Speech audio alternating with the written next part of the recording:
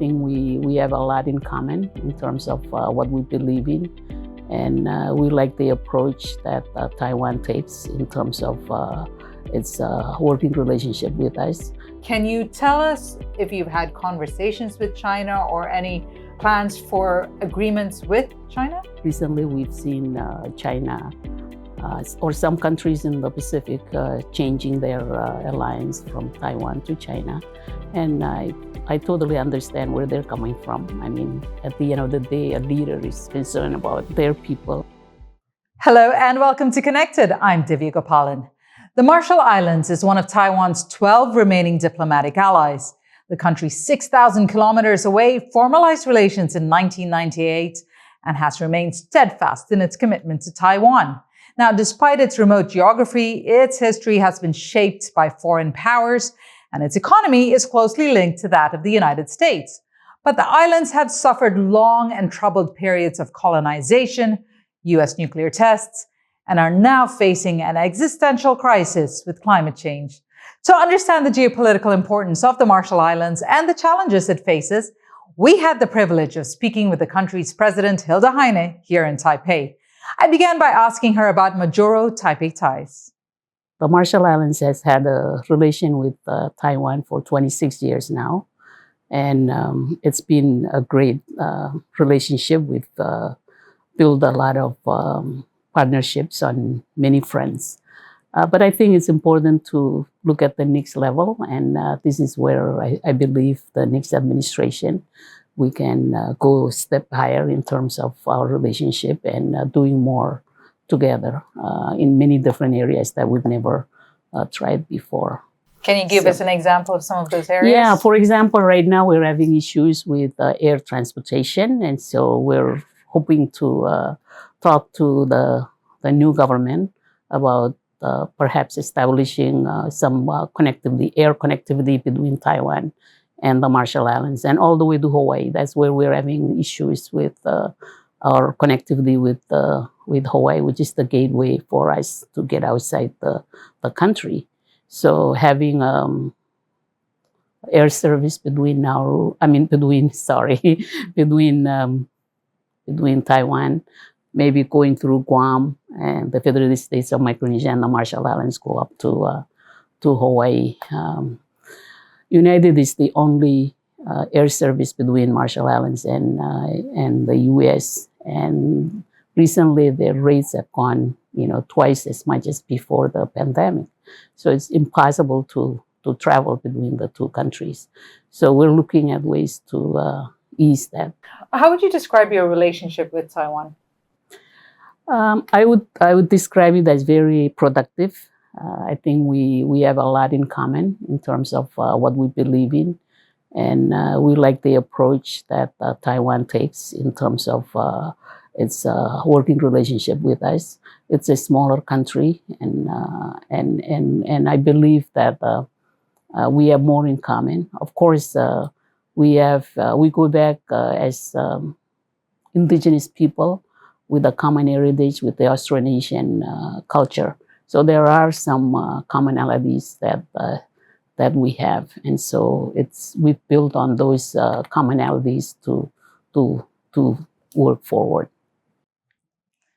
And to give you some context, the Marshall Islands is a South Pacific country with a population of around 42,000 people.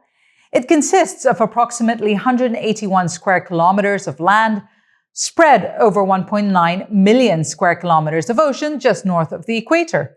The United States and the Marshall Islands have full diplomatic relations, and it is a member of the United Nations.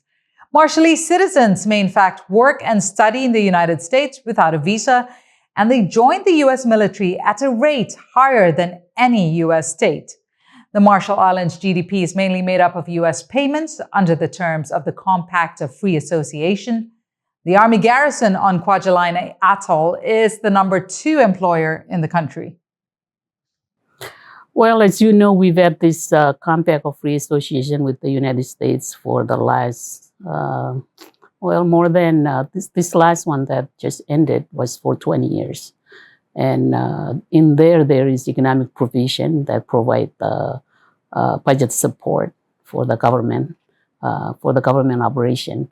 So this new compact, we were able to renew the economic provisions, and there is more funding coming to the government through that process, and so there's a lot of support through that federal programs that are available to American citizens. Some of them are extended to us, to the residents of the Marshall Islands living in the United States, but also those in country in the Marshall Islands. So the Compact of Free Association essentially cements your partnership with the United States. And by default, that's your partnership with Taiwan also. But I understand that Beijing has been expressing interest in the region. Can you tell us if you've had conversations with China or any plans for agreements with China? Well, as you know, there is power competition in the Pacific region that includes the Marshall Islands. Recently, we've seen China or some countries in the Pacific changing their alliance from Taiwan to China.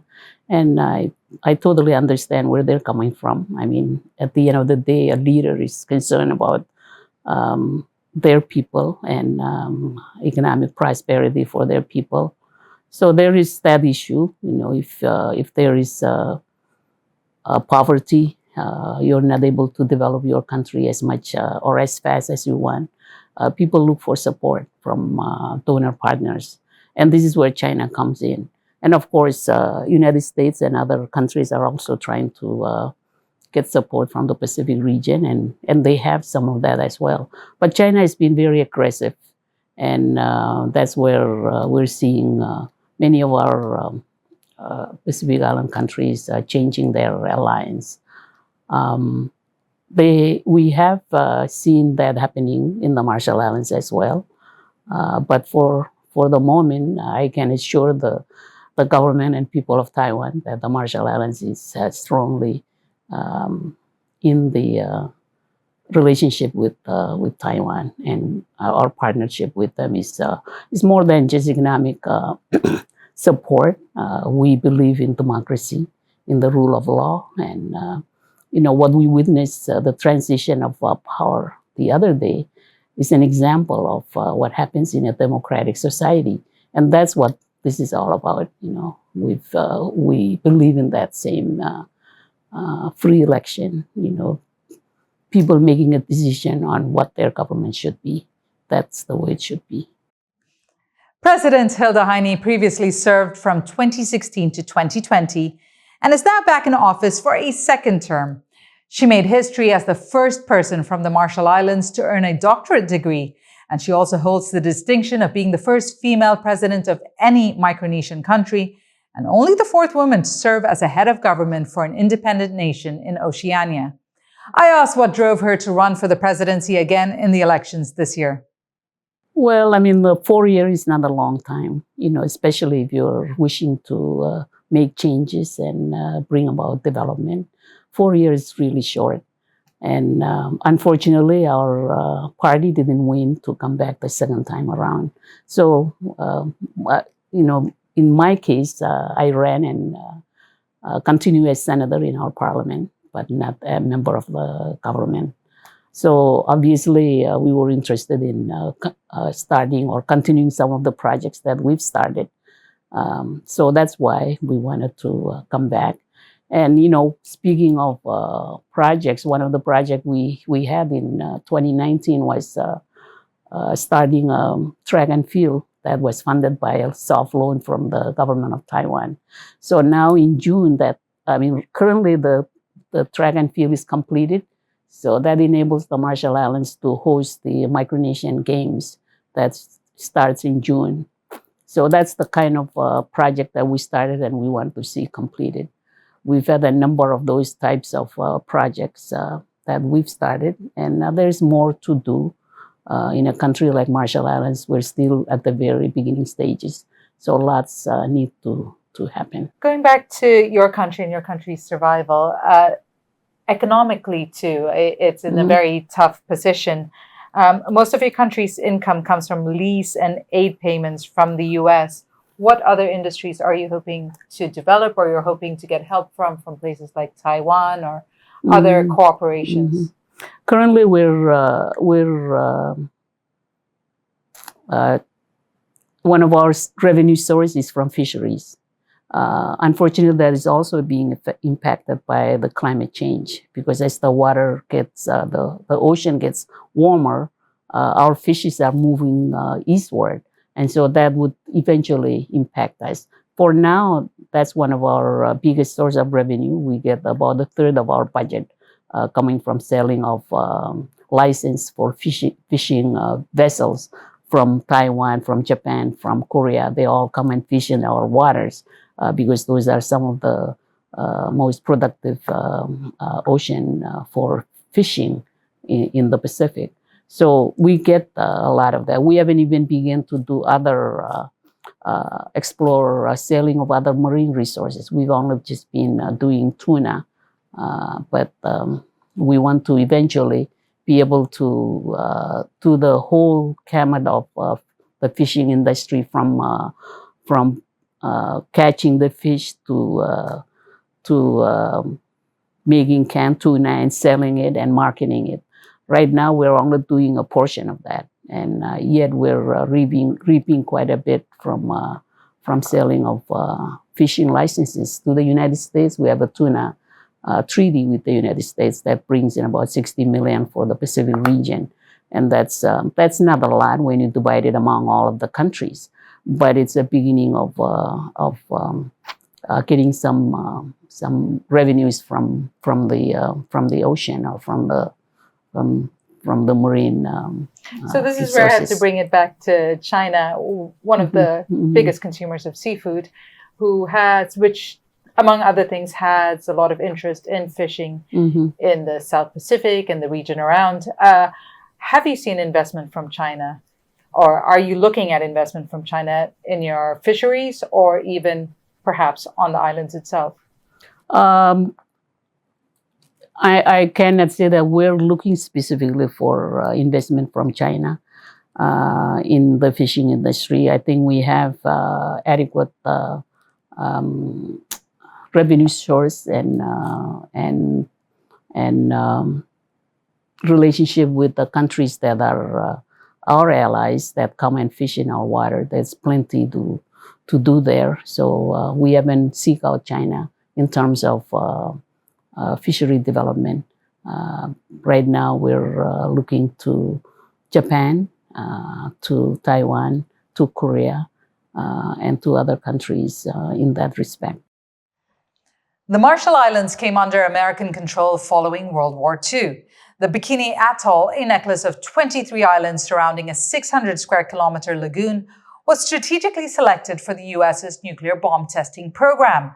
From 1946 to 1958, a total of 67 nuclear weapons were detonated. The biggest test, codenamed Bravo, was 1,000 times more powerful than the atomic bomb that destroyed Hiroshima in Japan. Well, I mean, like the nuclear legacy, it is something that we have no control over, and it's not something that we created, but we have to deal with. I mean, a lot of the emission in the atmosphere comes from industrial countries. We produce, minuscule emission into the atmosphere, but we have to deal with this climate change. As a low island, one of the 4 or 5 atoll nations in the world, we know that, and studies have been done to show us that in maybe 30 years, our islands will be inundated. And so we have to figure out what to do in terms of safeguarding our environment, our culture, our sovereignty. All of that is a big challenge for us to take care of. We've developed our own national adaptation plan to look at how we can mitigate some of these issues that will be coming on us in 20 years, 20, 30 years. And what kind of key measures would that entail?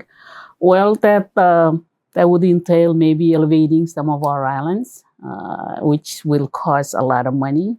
that we don't have.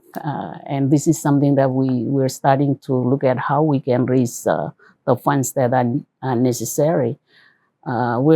We have in the Marshall Islands about 24 atoll communities. So in going forward, we need to look at which islands, because we cannot elevate all of the islands. We might have to just choose 2 or 3 islands to elevate. This is where all the people will then concentrate and come in and live on those if we can elevate the islands. Would you consider doing what Tuvalu is doing or Australia is doing with Tuvalu in giving an option of slowly moving people over to Australia as the risk grows? Well, that's what is happening right now with our compact with the United States. We have 30,000 Marshallese living in the United States. They can live and work there, and they can go anytime.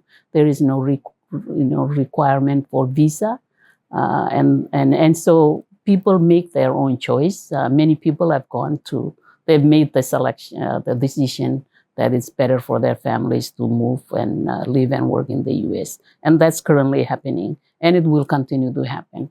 So we don't need to make any arrangement. It's already there. But for the people who have made this choice to live in the Marshall Islands, because we've, in the process of putting together our national adaptation plan, we've gone to the communities and find out what they would prefer to do, what kind of pathways going forward for them. And almost all of them want to stay there.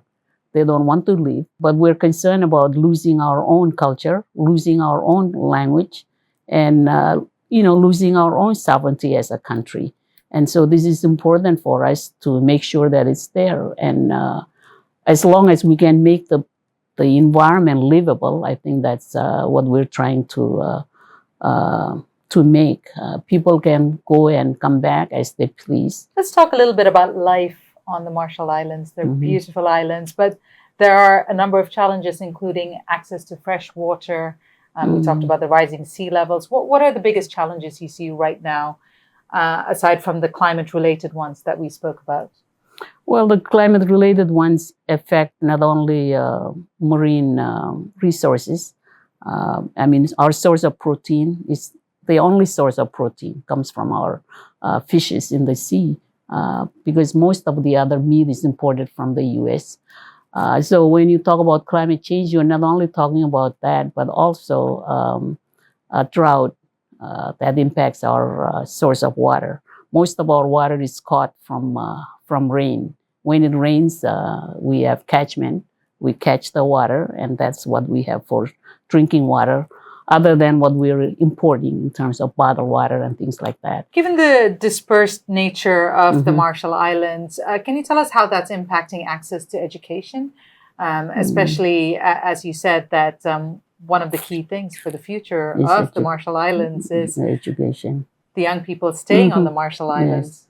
Yes. So we have schools in all the communities. Of course, as you mentioned, it's widely dispersed. All of the communities are dispersed, and you can reach each community by boats. And so it takes time, and the government has to have enough boats to service all of the communities. With telecommunication improving, we're looking forward to have teleeducation and to be able to broadcast education from the main islands to these communities. And that's a future that we're hopeful that will help with, especially with the development of primary education. With secondary education, we have high school with dormitories where high school age students come from the different remote communities to live and attend high schools. We have a community college on island and a university that's part of the University of the South Pacific. And then we send most of our students for post-secondary education here in Taiwan and in the United States, and of course, Fiji and Australia. But for primary education, that's the foundation of education, is very important. And that's where we're hoping to develop more of our telecommunication system infrastructure so that we can do more teleeducation. Has the number of students coming to Taiwan to complete post-secondary education or university education increased? Is there a trend, and is that something you're working actually, towards? it's increasing. For a number of years, Taiwan was supporting 10 scholarships every year, and I believe it has increased to like 14 scholarships every year. So currently, we have about 45 students attending schools here in Taiwan. And for a small country, that's a big number. Most of our post-secondary students, though, go to schools in Hawaii and in the United States because they're eligible for post-secondary federal assistance. And so many of them go there, and it's also easier for many family members because they have families in the United States. But this is an area that we want to focus on because that's the future of the Marshall Islands rests with the people. Access to healthcare and good nutrition has also been a challenge for the people of the Marshall Islands. According to the Central Intelligence Agency, the country ranks 8th in the world for obesity, a slight improvement from 4th place in 2016. However, the obesity rate in the Marshall Islands stands at a staggering 44%. Additionally, a 2021 study by the International Diabetes Federation said the Marshall Islands had the highest age-adjusted type 2 diabetes rates in the world at around 30%. Now compare that to the global average of 9.3%. Because people are relying on imported food. That's a change of lifestyle, change of, basic food that doesn't help with lifestyle or the health of the people.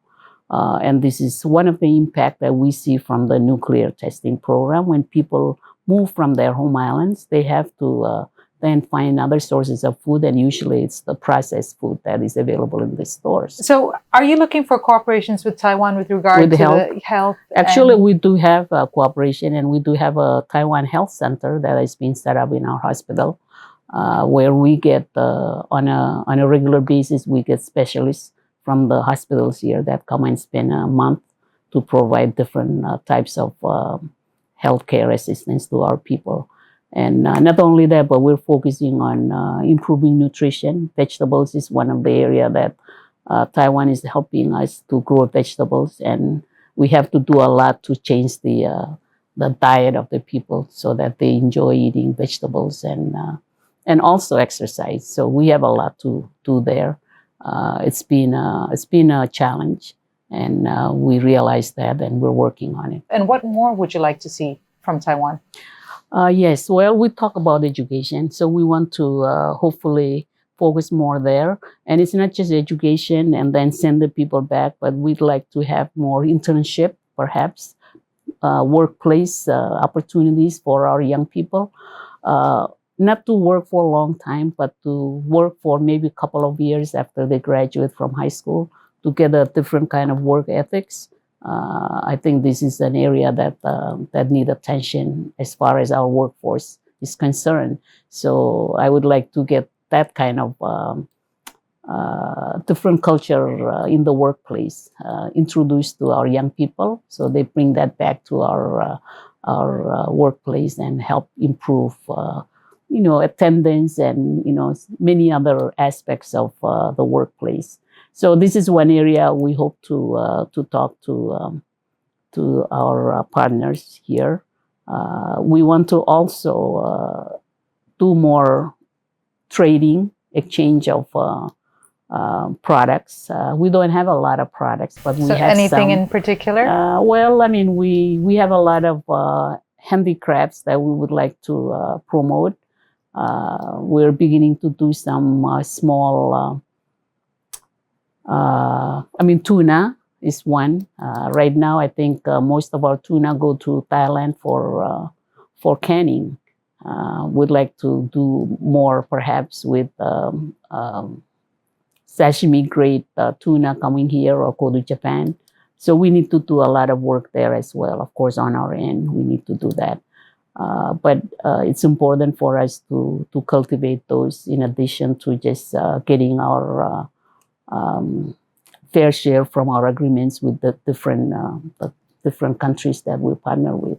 And absolutely. And there is a sense also that Taiwan can benefit from the Marshall Islands, and as Taiwan can benefit from the Marshall Islands. Can you lay out what Taiwan can benefit from? Well, I think we've been a strong supporter of Taiwan internationally. We've been campaigning in the United Nations with the WHO to get Taiwan to participate in a lot of these world organizations. We've just last month, our parliament passed a resolution asking for WHO to include Taiwan as a participating members.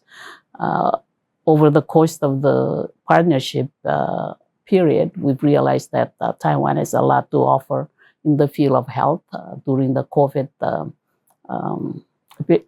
pandemic, we got a lot of support in not only medicine and things like that, but in how to take care of the or control the pandemic. A lot of it other countries could have learned from, but because Taiwan is not able to participate in a lot of these World Health organizations and the other organizations, they're not able to share what they're able to what they have and what they can bring to the world.